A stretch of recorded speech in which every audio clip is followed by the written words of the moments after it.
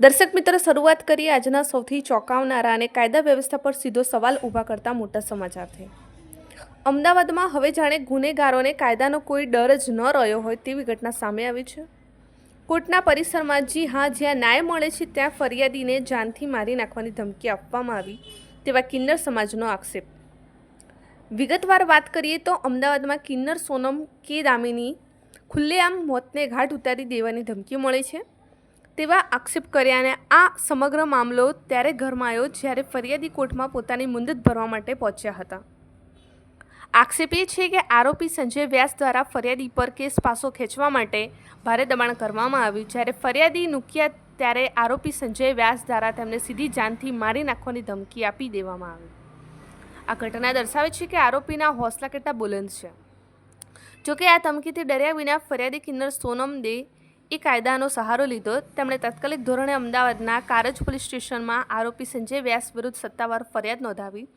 Police તપાસ બાદ જ બહાર આવશે કોણ સાચું ને કોણ જૂઠું। આ ઘટના સામે આવતા સમગ્ર કિન્નર સમાજમાં ભારે રોષ ફાટી નીકળ્યો છે। કિન્નર સમાજે એકજૂથ થઈને પોલીસ પ્રશાસન પાસે ઉગ્ર માંગ કરી છે। સંજય વ્યાસ વિરુદ્ધ કડકમાં કડક કાયદેસરની કાર્યવાહી કરવામાં આવે જેથી ભવિષ્યમાં કોઈપણ વ્યક્તિ આ રીતે કાયદાને હાથમાં લેવાની હિંમત ન કરે। હવે જોવું એ રહ્યું કે કારજ પોલીસ આ મામલે કેટલી ઝડપથી એક્શન લે છે। કોર્ટ પરિસરમાં ધમકી આપવાની હિંમત કરનાર આરોપીને ક્યારે કાયદાનો પાઠ ભણાવવામાં આવે છે। એવા જયંતિભાઈ ઠક્કર, न्यूज़ 16 गुजराती। आपका नाम और परिचय? मेरा नाम है सोनम दे कामिनी दे पावैया, मैं पालड़ी से। क्या हुआ था, क्या घटना बनी है? हमारे अगाऊ कागड़ा पीठ में संजय बाबूलाल के व्यास है, उसके विरुद्ध हमने फरियाद किया हुआ है और वार्ड घरिया हमको धमकी देता था। और आज हम मुद्दत में आए थे भद्रकारी 9वें माल पे, तो वहाँ पे उसके कुछ बंदे थे और वो खुद भी आया हुआ था। हमको इशारे से उसने धमकी किया और प्लीज और हमें धक्के मारने लगा।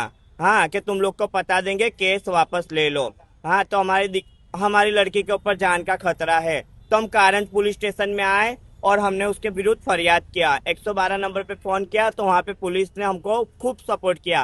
फिर हम कारंज पुलिस स्टेशन में आए, हमने उसके विरुद्ध फरियाद किया और पुलिस वालों ने बोला कि हम आपको पूरा न्याय दिलवाएंगे। तो हमें सरकार से इतनी विनती है कि आज हमारी लड़की के ऊपर वाड़िए घड़िए ये हो रहा है और लड़की को कुछ नहीं हो जाए, हम उसकी धमकियों से डरने वाले नहीं हैं। उसको न्याय नहीं मिलेगा हमारी लड़की को, वहाँ तक हम लड़ेंगे।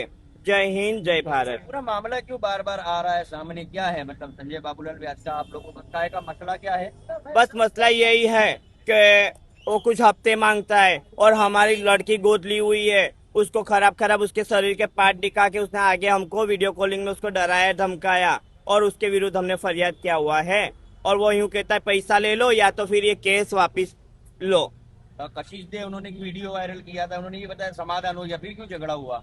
हाँ, वो इसके लिए सब समाधान कुछ हुआ नहीं है। हाँ, समाधान नहीं हुआ है। क्यों? ये लड़की के ऊपर हमारे आया, हमने कोई समाधान नहीं किया हुआ और मेरी दादी ने लड़की गोद ली और वारे घड़े उनको धमकी देता है कि जान से पता दूंगा। से यही मांग है कि हमारी लड़की को जल्द से जल्द न्याय दो।